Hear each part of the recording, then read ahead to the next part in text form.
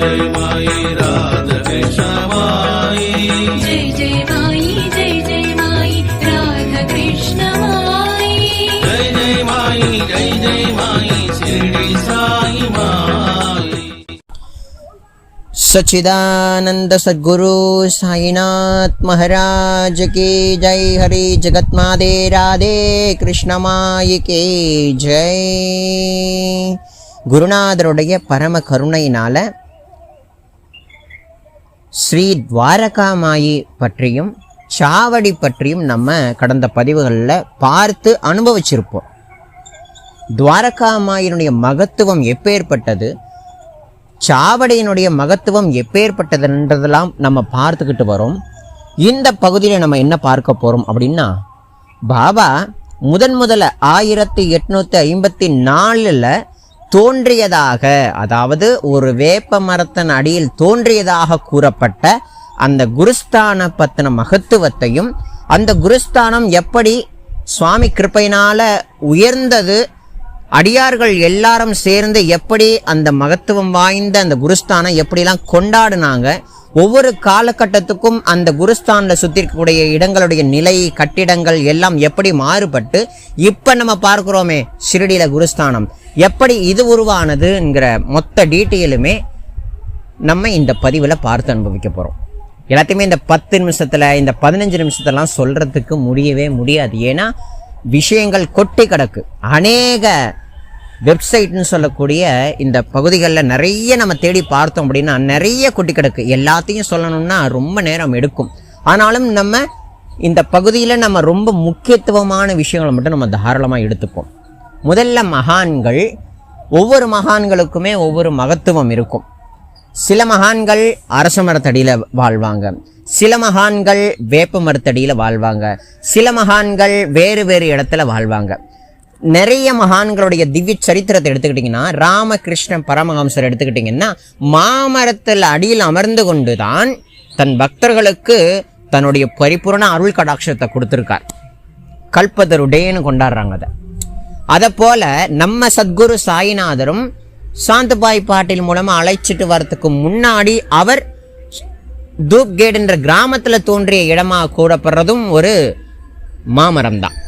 அது எல்லாத்துக்கும் முன்னாடி ஹிஸ்ட்ரி என்ன சொல்லப்படுது, நம்ம பாபாவுடைய வரலாறு என்ன சொல்லப்படுது அப்படின்னு பார்த்தீங்கன்னா, 1854 பாபாவாகிய இளம் சிறுவன், 16 வயது கொண்ட சிறுவன் அந்த இடத்துல தோன்றியதாகவும், அவர் கடுமையான ஒரு தபஸ் பண்றாராம். எப்பேற்பட்ட தபஸா, பொதுவாக மனுஷ சொரூபமாக இருந்தால் பசிக்கும், ஒரு இடத்துல உட்கார முடியாது, அங்கே போவோம் இங்கே போவோம், இது நம்மளுடைய சரீரத்துக்கு உட்பட்டது. ஆனால் அந்த தெய்வீகமான சிறுவனுடைய ஆக்டிவிட்டி, அவருடைய செயல்பாடுகள் எல்லாம் பார்த்து ஷிரடி மக்கள் பிரமிச்சிட்டாங்களாம்.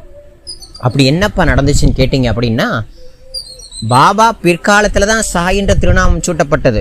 ஆனால் அதுக்கு முன்னாடி எல்லோராலையும் அழைக்கப்பட்ட நாமம் என்ன அப்படின்னு கேட்டிங்கன்னா ஃபகீர் அல்லது இளம் பாலகன் அப்படின்றதான் அழைக்கப்பட்டிருக்கார். அப்போ இளம் பாலகனாகிய சுவாமி 16 வயது, அந்த வயது தோற்றமுடைய சுவாமியா அந்த வேப்ப மரத்தின் அடியில் தோன்றியிருக்கார். இந்த சப்ஜெக்ட் வந்து பார்த்தீங்கன்னா ஸ்ரீபாத ஸ்ரீவல்லப சரித்திராமிர்தத்தில் சத்குருவாகிய பழனிசுவாமி, மாதவன் சொல்லக்கூடிய அடியவர், சங்கர்பட், இவங்க 3 பேரும் தியானிக்கும் பொழுது மாதவனுக்கு இந்த அரியதான காட்சிகள், அதாவது அந்த 1320 காலத்தில் தபஸ் பண்ணும் பொழுது சுவாமி, அதாவது சத்குருவாகிய நம்ம சாய்நாதர் இந்த வேப்ப மரத்து அடியில் ஒரு பாதாள அறையில் தபஸ் பண்ணுற மாதிரி காட்சி எப்போ தெரிஞ்சிருக்கு? 1320 தெரிஞ்சிருக்கு. அப்படின்னா நம்ம சத்குருவானவர், நம்ம பாபா எப்பேற்பட்ட மகாத்மா அப்படின்றத நம்ம தாராளமாக உணரலாம். அப்படி ஷிரடி மக்களால் அப்படியே ஆச்சரியமூட்டும் வகையில் அந்த பாலகனை எல்லாரும் அப்படியே பார்க்குறாங்க. பசிக்காக எங்கேயும் போல, ஐயோ வெயில் அடிக்குதே என்னால் தாங்க முடியலையேன்னு நிலையில ஒதுங்கி போகலை.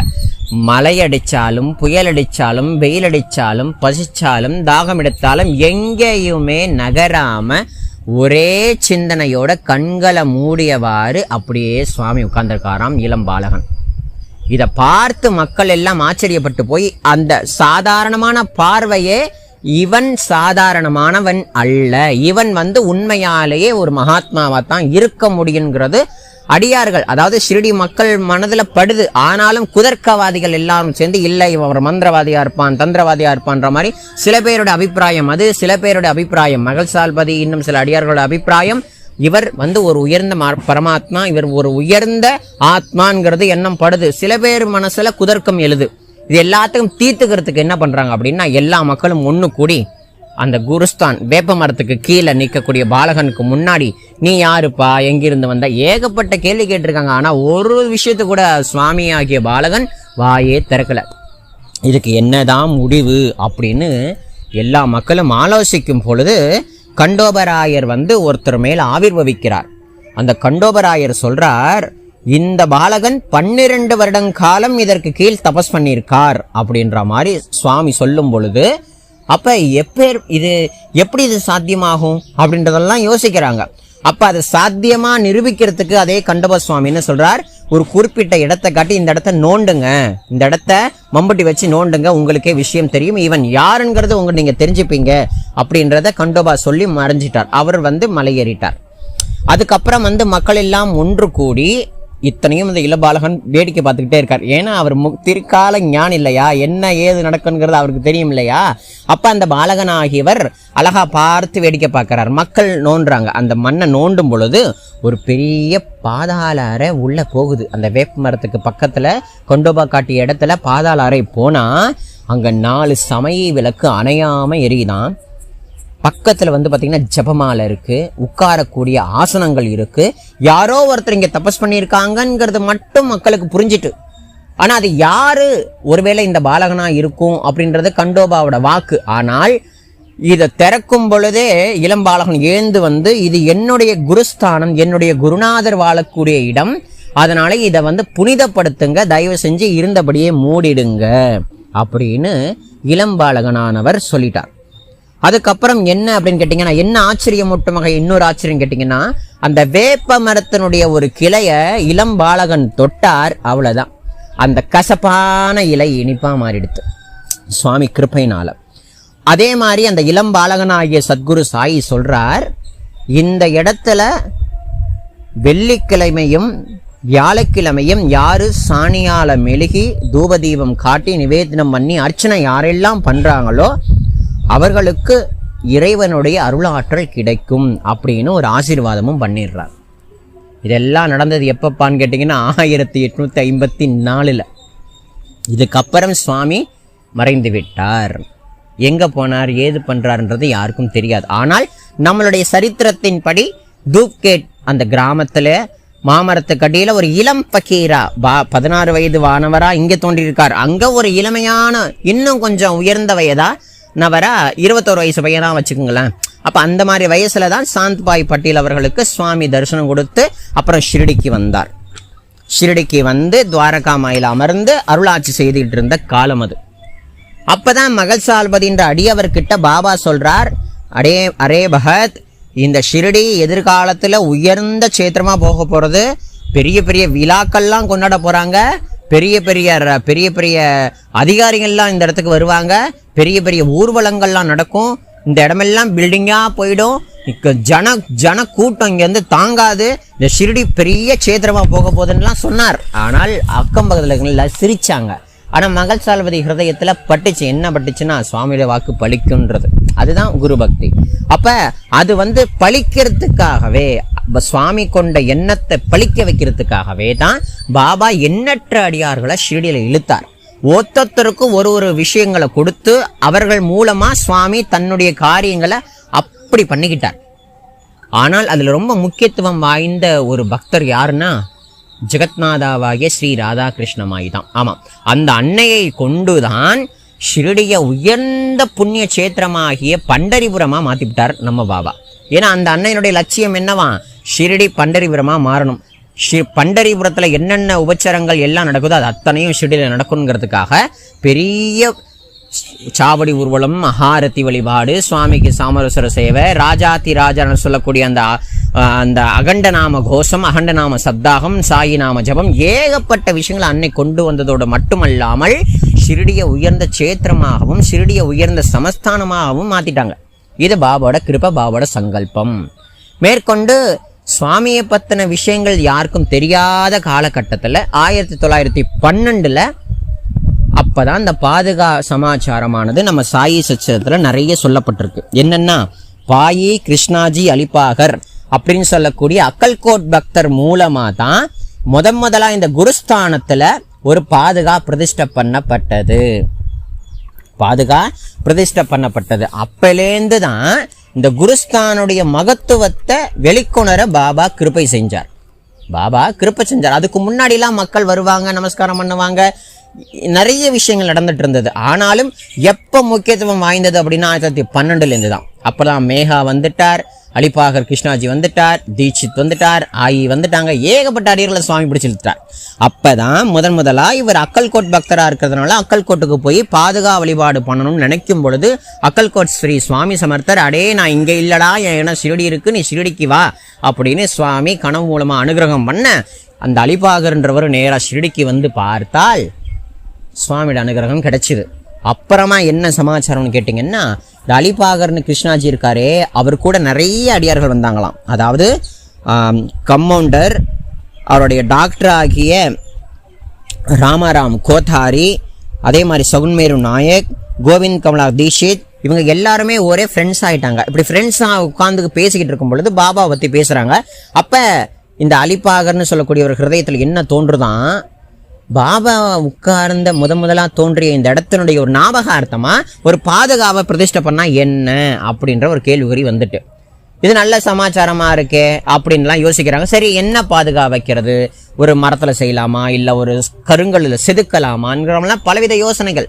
இந்த யோசனை அப்படியே தூக்கிட்டு போய் உபாசினி மகராஜ் கண்டோபா கோயில்ல பாபாவோட கிருப்பைக்கு பாத்திரமாகிய சத்குருவாகிய உபாசினி மகராஜ் கிட்ட போய் ஐடியா கேட்டா அவரு சொல்றாரு, பலவிதமான ஐடியாக்கள் கொடுத்து பாபாவுடைய இந்த மகத்துவம் வாய்ந்த வேப்ப மரத்தினுடைய மகத்துவத்தை உணர்த்தும்படியா சதா நிம்ப விருட்சஸ்ய மூலாதிவாசாத் சுதாத்ராத்தினம் தேக்தமப்ய பிரியந்தம் தரும் கல்ப விருக்ஷாதிகம் சாதயந்தம் நமாமீஸ்வரம் சத்குரும் சாயிநாதம் அப்படின்னு சொல்லக்கூடிய உயர்ந்ததான சுவாமியினுடைய ஒரு அழகான தத்துவங்களை குறிப்பிட்டு பொறிச்சு கொடுத்துருக்கார். அதோட சுவாமியோட திருவடி, சங்கு, சக்கரம், மனித பாதைகள் எல்லாத்தையுமே அந்த பாதுகால இருக்கணும்னு சொல்லி ஒரு அரேஞ்ச்மெண்ட் பண்ணி ஜி.கே. தீட்சித் மூலமா எல்லாம் ஏற்பாடு ஆயிட்டு. அதை எப்போ பாபா வந்து பிரதிஷ்டை பண்ண சொன்னார்னு கேட்டிங்கன்னா ஆச்சரியப்படுவீங்க. ஆவணி மாதத்து பௌர்ணமி அன்னைக்கு 1912 நடக்குது. தாதா கேல்கர் உபாசினி மகராஜ் மூலமா பெரிய சடங்கா அழகா கண்டோபா மந்திரிலேருந்து சுவாமியோட பாதுகாய ஜி.கே. தீட்சித் அவர்கள் சுமந்து வந்து அப்படியே பாபாட்ட கொடுத்தா, இது ஏன் பாதுகாலாம் சுவாமி சொல்லல, இது பிரபுவின் பாதங்கள்னு அவரு பக்தர்கள் வந்து இது பாபாவோட பாதுகாவா நினைக்கிறாங்க. ஆனா பாபா என்ன நினைக்கிறாராம், இவை பிரபுவின் பாதங்கள்னு அவரோட பாதத்தை அவரே தொட்டு கும்பிட்டு ஆவணி மாசத்து பௌர்ணமியில பிரதிஷ்டை பண்ணுங்க அப்படின்னு கிருபை பண்ணிட்டார். அதன்படிதான் பாபாவுடைய பாதுகா குருஸ்தானத்துல வேப்ப மரத்துக்கு அடியில பிரதிஷ்டை பண்ணப்பட்டது. மேற்கொண்டு இன்னும் தாத்பரியங்கள் நீங்க தெரிஞ்சுக்கணும் அப்படின்னா அடியன் துவாரகாமாயின்ற சாப்டர்ல அடியன் சொன்னேன். வேப்பமரம் அப்படின்றது தமிழ்நாட்டை பொறுத்து இல்ல, உலக அளவுல என்ன பேசப்படுதுன்னா அம்பாள் வாசம் செய்யக்கூடிய இடம் அப்படின்றது. அடியன் துவாரகாமாயை பத்தி சொல்லும் பொழுது துவாரகாமாயின்னு சொல்லக்கூடிய மசூதி ஒரு அன்னை வடிவனல். அந்த அன்னையினுடைய மடியில உட்கார்ந்த முதல் குழந்தை நம்ம பாபா. அப்ப அன்னையினுடைய பரிபூர்ண அருளையும் அந்த அன்னை அதாவது அம்பிகை பரமேஸ்வரன் அம்பிகை இந்த இரண்டும் சேர்ந்துதான், சிவமும் சக்தியும் சேர்ந்துதான் இந்த தேசத்தை காக்கிறதுக்காக ஒரு சொரூபத்தை தாங்கி வருது. அதை போல தேவி வாசம் செய்யக்கூடிய இடத்திலேயே நம்ம குருநாதரும் இருந்து கொண்டு அன்னையினுடைய அருளையும் அதே மேற்கொண்டு நம்ம நிறைய சொல்லியிருக்கோம். சிரடிங்கிறது வந்து அம்பாளுடைய சாநித்தியமும் சச்சிதானந்த சத்குருநாதருடைய சாநித்தியமும் இரண்டும் சேர்ந்து இருக்கக்கூடிய சேத்திரம். அது வந்து சிவமா சக்தியா இதை எல்லாரும் பேதமே பார்க்காதீங்க, அனைத்தும் ஒன்றுதான். சிவமும் சக்தியும் எல்லாம் ஒன்றே அப்படின்றது சுவாமியோட தத்துவம். அப்படின்றதுனால இந்த வேப்பமரத்தோட தத்துவத்தை வந்து நான் உங்களுக்கு லைட்டா தான் சொல்லியிருக்கேன். ரொம்ப ஸ்ட்ராங்கா சொல்லணும்னா அது ரொம்ப பெரிய விஷயம். அதுக்கெல்லாம் தேவி மகாமித்தியத்துல ஏகப்பட்ட விஷயங்கள் கொட்டி கிடக்குது, புரியுதுங்களா? அதனால அந்த வேப்பமரத்தின் மகத்துவத்துல ஒரு ஒரு விஷயமா இந்த பாதுகாவை பிரதிஷ்டை பண்ணப்பட்டது. அதுக்கப்புறம் என்னவா, சுவாமியினுடைய உண்மையான ஒரிஜினல் சொரூபத்தை இந்த குருஸ்தானத்தில் வச்சு அழகா எழுந்துருளை பண்ணியிருக்காங்க. மேற்கொண்டு 2 அணையாம விளக்கு, பாபா இருந்த காலத்திலேருந்தே 2 அணையாத விளக்கு எரிய விட்டுருக்காங்க. அதுக்கு தான் இந்த கோத்தாரின்னு சொல்லக்கூடியவர் வந்து மாதம் ஒரு 2 ரூபா வந்து கொடுத்துருக்காரு. அது இப்போ வந்து பார்த்தீங்கன்னா நிறைய சேஞ்சஸ் ஆகி இப்போ ஒரே ஒரு விளக்கு தான், குண்டு விளக்கு இருக்கு. புரியுதுங்களா? அதுக்கு முன்னாடி எப்படி இந்த குருஸ்தானம் மாற்றம் கண்டு வந்ததுங்கிறதான் இப்போ நம்ம வரிசையை பார்க்க போகிறோம். 1912 பாதுகாப்பு பிரதிஷ்டை பண்ணப்பட்டது. அதுக்கப்புறம் 1920 சுவாமி சமாதியானதுக்கு அப்புறம் இந்த குருஸ்தானம் வந்து ஒரு சின்ன கோவிலா வந்து மாத்திட்டாங்க. சின்ன ஒரு கோவிலா அழகா மாத்தி ஒரு சின்ன ஒரு கட்டடமா கட்டி அழகா ஒரு சின்ன கோவிலா தான் வச்சிருக்காங்க. என்ன ஒரு இதுன்னா, அந்த வேப்ப மரத்தை சுத்தி ஒரு சின்ன கட்டடம் ஆயிட்டு, அதுக்கு பின்னாடி தான் சாத்தைவாடா. ஃபர்ஸ்ட் சமாதி மந்தி இப்போ நம்ம கீழே இறங்கி வரும்போது இடம் தான் சாத்தைவாடா இருந்தது. இப்போ சனஸ்தானில் அது எடுக்கப்பட்டுட்டு, புரியுதுங்களா? அப்போ அந்த குருஸ்தானம் சுற்றி அந்த ஒரு கட்டடத்துக்குள்ளேருந்து இந்த வேப்பமரம் கிளம்புற மாதிரி ஒரு பாவிச்சில் அழகா ஒரு சின்ன கோயிலாக மாற்றிட்டாங்க. அப்புறம் என்னாச்சுன்னா 1941 ஒரு சின்ன கோவிலாக இருந்தது. அழகா சுவாமி இருக்கக்கூடிய இடத்துல அழகா இப்போ எப்படி ஒரு கூண்டுக்குள்ள சுவாமி அழகா வச்சுருக்காங்களோ, அப்போ மயில் ரெக்கை இருக்கு இல்லையா, மயில் அதை அழகா செவுத்துல அழகா வரைஞ்சி ஒரு ஆர்ட் மாதிரி கொண்டு வந்து சுவாமியோட இடத்த அவ்வளோ அழகா பார்த்துருக்காங்க. அதுக்கப்புறம் என்னவா, 1912 மேகா அவர்கள் வந்து சமாதி ஆனதுக்கு அப்புறம் அவருக்கு பாபா கொடுத்தார் இல்லையா, சங்கரனை காப்பாத்துப்பான்னு சொல்லி, அந்த லிங்கத்தையே குருஸ்தானத்துல பிரதிஷ்டை பண்ணப்பட்டிருக்கு. அப்ப பிரதிஷ்டை பண்ணும் பொழுது சிவபெருமானை வச்சா நந்தி இருக்கணுமே, அதனால சிவபெருமானையும் நந்தியுமே பிரதிஷ்டை பண்ணாங்களாம். சிவபெருமான் வந்து வடக்கு பார்க்க இருக்கார், நந்தீஸ்வரன் வந்து கிழக்கு பார்க்க இருக்கார். இந்த நந்தீஸ்வரனுக்கும் சிவபெருமானுக்கும் ஒரு ஓரமாக தான் சுவாமியோட பாதுகாப்பு இருக்கு. இப்பவும் நீங்க அதை பார்க்கலாம். புரியுதுங்களா? அதுக்கப்புறம் மாற்றம் எப்போ உருவானுச்சு அப்படின்னா 1974 சின்ன கோயிலா இருந்ததை பெருசா மாத்திட்டாங்க. கலசம்லாம் வச்சு ஒரு கோவில்னா எப்படி இருக்குமோ அந்த மாதிரி ஒரு குருஸ்தானம் அப்படின்ற இப்ப இருக்கிற மாதிரி இல்லை, ஒரு கோவிலா இருந்திருக்கு. அங்க பாபாவுடைய விக்கிரகமே பிரதிஷ்டை பண்ணப்பட்டிருக்கு. பாபாவுடைய விக்கிரகம் பிரதிஷ்டை பண்ணப்பட்டிருக்கு. அப்போ பாபாவுடைய ஒரிஜினல் ஃபோட்டோ, 2 பக்கம் வெள்ளியால் செய்யப்பட்ட விளக்குகள், நந்தீஸ்வர பகவான், சிவபெருமான், பாபாவோட பாதுகா, ஆரத்தி வழிபாடெல்லாம் நடந்திருக்கு. பாபா இருக்கிற காலகட்டத்தில் பாபு சாஹேப் ஜோக் அவர்கள் 2 வேளை ஆரத்தி பண்ணுவாராம். ஒரு நேரத்தில் பாபா ஆரத்தி இனிமே எடுக்க வேண்டான்னு சொன்னதுனால ஆரத்தி நிப்பாட்டப்பட்டுச்சு. புரியுதுங்களா? மேற்கொண்டு என்ன அப்படின்னு கேட்டீங்கன்னா, அதே குருஸ்தானத்தில் துணின்னு ஒன்று இருக்கு, 2 துணி இருக்கு. சிறடியில துவாரகா மாயில மட்டும் ஒரு துணி இல்லை, இன்னொரு துணி எங்க இருக்குன்னா குருஸ்தானம் எதுக்கவே இருக்கு. அதையும் பாபாவோட கருணையினால உருவாக்கி இருக்காங்க. முதல்லாம் வந்து பார்த்தீங்கன்னா டெய்லி அந்த காலத்துல அந்த துவாரகா மாயில இந்த துணிலேருந்து நெருப்பு எடுத்து வரப்பட்டு குருஸ்தானம் எதுக்கு அக்னி எரிஞ்சின்னு இருக்குமா. பக்தர்கள் வந்து பார்த்தீங்க அப்படின்னா அதுல தூபம் போடுறது, தீபம் போடுறது, சாம்பிராணி போடுறது எல்லாம் போட்டுட்டு இருந்திருக்காங்க. காலப்போக்கில் காலம் மாற 2 நாள் தான் பண்ணிட்டு இருக்காங்க. 1 வியாழன் 1 வெள்ளி, பாபாவோட வாக்குக்கு ஏற்றார் போல. அதுக்கப்புறமா தான் நிறைய மாற்றங்கள். இதெல்லாம் வருஷப்படி சொல்லணும்னா ரொம்ப ஒரு விஷயமா இருக்கிறது. 1974 தான் சின்ன கோவிலா இருந்தது பெரிய கோவிலா சுவாமியோட கிருபையினால மாத்திட்டாங்க அடியார்கள் எல்லாரும் சேர்ந்து. அப்ப ஸ்தனஸ்தானம் நல்ல செழிப்போடு இருந்திருக்கு. புரியுதுங்களா? அப்ப பாபாவுடைய பாதுகாப்பு பிரதிஷ்டை பண்ணப்பட்டு எல்லாமே. அப்ப இந்த மரம் வந்து கீழ்பாகம் எதுவுமே தெரியாத, வெளிலேருந்து பார்த்தா மரத்தினுடைய கிளைகள், அந்த இலைகள் தான் தெரியுமா. கோவில் உள்ள போனாதான் மரமே தெரியுமா, கோவில் உள்ள போனாதான் மரம் தெரியுமா. அப்படி இருந்திருக்கு. காலப்போக்கில் என்ன ஆயிட்டு அப்படின்னா, ஒரு மரத்தை வந்து நம்ம மூடி வச்சோம் அப்படின்னா ஒரு மரத்துக்கு தேவை காற்றோட்டம், ஆக்சிஜன் நிறைய தேவை இருக்கு இல்லையா. அது வந்து சரியான முறையில் கிடைக்காததுனால என்ன ஆச்சு அப்படின்னா ஒரு பக்கம் காய ஆரம்பிச்சுட்டு பாபாவுடைய வேப்ப மரம். இதை வந்து சனஸ்தானம் ரொம்ப தொல்லியல் துறையிலேருந்து வர வச்சு அதுக்கு இந்த மரத்துக்கு சிகிச்சை பண்ணணும்னு சிகிச்சை பண்ணால் ஒரே வார்த்தை சொல்லிட்டாங்க, இந்த கோவிலை தயவு செஞ்சு எடுத்துருங்க, இந்த மரத்தை ஃப்ரீயாக விட்டிங்கன்னா தான் இந்த மரம் நல்லா இருக்கும், இல்லைன்னா நல்லா இருக்காது அப்படின்னு அவங்க சொன்னதுனால 2007 வேப்ப மரம் காஞ்சே போயிட்டான். அதுக்கப்புறம் இந்த தொல்லியல் துறையிலேருந்து வந்து இந்த மரத்தை காப்பாற்றுறதுக்கு எல்லாத்தையும் அகற்றிடுங்கன்னு சொன்னதுக்கு அப்புறமா தான் அந்த சின்ன கோவிலாக இருந்தது, அப்புறம் பெரிய கோவிலாக இருந்தது, அந்த பெரிய கோவிலையும் எடுக்க சொல்லிட்டு சின்னமாக பாபாக்கூட இந்த சுவாமி இருக்கக்கூடிய இடம், இந்த இடத்த மட்டும் மாற்ற சொல்லிட்டாங்களாம். அப்பதான் அந்த உள்ளுக்குள்ள பாபா பிரதிஷ்டை பண்ணப்பட்டுச்சுன்னு சொன்னாலே. இப்ப அந்த பாபா எங்க இருக்காருன்னா மியூசியத்துல இருக்கார், பார்க்கலாம் நம்ம. அப்ப 2007க்கு அப்புறமா தான் குருஸ்தானுடைய நிலையே மாறிச்சு. ஒரு கூட்டுக்குள்ள இருந்த வேப்ப மரம் நல்லா விசாலமா எல்லாரும் பார்க்கும்படி ஆயிட்டு. அது வரைக்கும் வந்து மூடி மறைச்சிருந்துருக்குறாங்க வேப்ப மரத்தை. பாதி தான் தெரியும் வெளிலேருந்து பார்த்தா, உள்ள போனாதான் மரமே தெரியுமா. அப்படி இருந்திருக்கு. நிறைய பாபாவோட ரேர் போட்டோஸ்லாம் நீங்க பார்த்தீங்க அப்படின்னா இதனுடைய அமைப்பு உங்களுக்கு நல்லாவே தெரியும். இங்கு அடியன் வந்து தாராளமா சொல்றேன். இதுக்கப்புறமா ஏகப்பட்ட மாற்றங்கள் உருவானுச்சு. 2007க்கு அப்புறத்துலேருந்து தான் இப்போ நம்ம பார்க்குறோமே குருஸ்தான் எப்படி இருக்கோ, 2007க்கு அப்புறம் தான் இப்போ மாறிச்சு. புரியுதுங்களா? இந்த மாதிரி நிறைய விஷயங்கள் வந்து மாற்றங்கள் உட்பட்டுக்கிட்டே இருந்தது.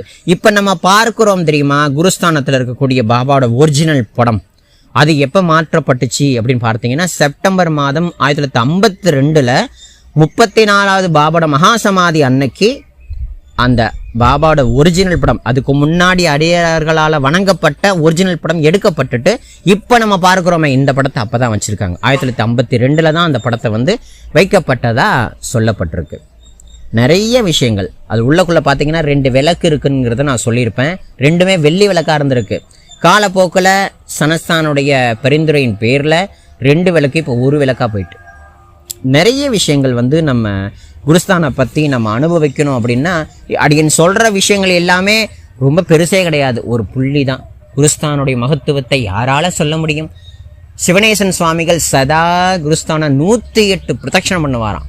அவர் சொல்கிறார் என்னன்னா, சுவாமியை நினைத்து கொண்டு 108 முறை தினமும் ஷிரடிக்கு வரவங்க 108 முறை இந்த வேப்ப மரத்தை பிரதட்சணம் பண்ணால் சுவாமியினுடைய தரிசனமும் சுவாமியினுடைய பரிபூர்ண அருளும் கிடைக்குங்கிறது நம்ம சிவனேசன் சுவாமியுடைய வாக்கு. சதா அவர் குருஸ்தானத்துல தான் இருப்பாராம். பாபா வாழ்ற காலத்திலேயே அடிக்கடி வந்து இந்த வேப்ப மரத்தை கீழே தான் உட்காருவாராம் நம்ம பாபாவை. இந்த மாதிரி நிறைய விஷயங்கள் வந்து நிறைய கொட்டி கிடக்கு. பாபாவை பற்றி சாவடி அப்படின்னு நீங்கள் நெட்டில் சர்ச் பண்ணி பாருங்கள், ஏகப்பட்ட வெப்சைட் வரும். அதே மாதிரி நிறைய விஷயங்கள் நம்ம துவாரகா மைன் தேடினாலும் கிடைக்கும், குருஸ்தான் தேடினாலும் கிடைக்கும். நிறைய விஷயங்கள் நீங்கள் ஏதாவது இந்த விஷயங்கள்லாம் அங்கேருந்து தான் எடுக்கப்பட்டிருக்கு. அதையும் அந்த அடியன் தாராளமாக சொல்லிக்கிறேன். உங்களுக்கு இன்னும் மேற்கொண்டு நிறைய விஷயங்களை தெரிஞ்சுக்கணும்னு ஆசைப்பட்டீங்கன்னா நீங்கள் நெட்டில் போய் ஷிரடி சாய்பாபா குருஸ்தான் அப்படின்னு நீங்கள் போட்டிங்கன்னா நிறைய காட்டும். உங்களுக்கு எந்த வெப்சைட்டில் எந்த விஷயம் யார் அதிகமாக கொடுத்துருக்காங்கிறத நீங்கள் பார்த்து வைத்துக்கொண்டு குறித்து வைத்து கொள்ளலாம். சரிங்களா? இதுக்கு மேலே வந்து இன்னும் நிறைய சொல்ல வேண்டிய விஷயங்கள் நிறைய அதீதமாக இருக்குது. நிறைய பொக்கிஷங்களை வந்து நம்ம பாபா நமக்காக கொடுத்துட்டு போயிருக்கார் போல இருக்கார். நிறைய விஷயங்கள் நம்ம அனுபவிக்கணும். ஷிரடி சும்மா போனோம் வந்தோன்னு இல்லாமல் இந்த மாதிரி விஷயங்களை நம்ம தெரிஞ்சு கொண்டு இந்த 4 பேருக்கு நீங்கள் சொல்லும் பொழுது அவர்களும் தெரிந்து கொண்டு அப்படி ஒரு விஷயத்தை தெரிஞ்சுக்கிட்டா தான் ஒரு பய பக்தியே வரும். ஓ இப்படிலாம் நடந்திருக்கா, சுவாமி இப்படிலாம் வழி நடத்திட்டு போயிருக்காரா இந்த இடங்கள்ல அப்படின்றதெல்லாம் வந்து நம்ம புரிஞ்சுக்கலாம். இப்போ நம்ம ஒரு முறை ரீமைண்ட் பண்ணிக்கலாம். 1912 பாபாவோட பாதுகாப்பு பிரதிஷ்டை பண்ணப்பட்டுச்சு. பாபாவோட திருப்படங்கள் வைக்கப்பட்டுச்சு.